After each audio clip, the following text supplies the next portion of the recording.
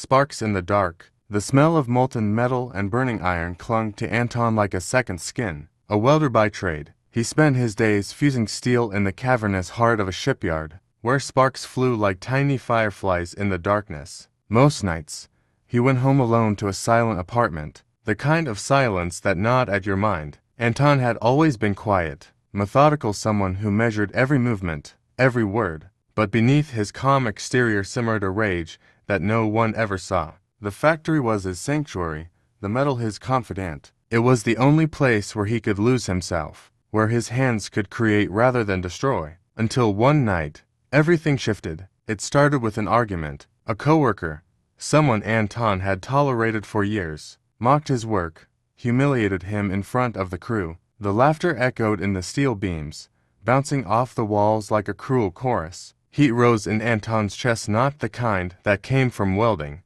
but something far darker. He left the workshop, his mind racing. Hours later, he returned not with tools to mend metal, but with tools to exact revenge. The sparks that flew this time were not from welding. They were from friction, from anger ignited. The confrontation was brief. One shove, one desperate struggle, and the man fell, hitting his head against the edge of a steel girder. Anton froze, staring at what he had done. Panic clawed at him as he realized the finality of the act. In that moment, the welder's careful, ordered life shattered, replaced by chaos, fear, and a secret that would burn inside him like the molten steel he worked with every day. Days turned into weeks. Anton returned to work, welding ships and metal frameworks, his hands steady, his eyes hollow. He spoke to no one of what had happened. The sparks in the workshop were no longer comforting. They were reminders of the fire he carried within. And every time the arc welder hummed,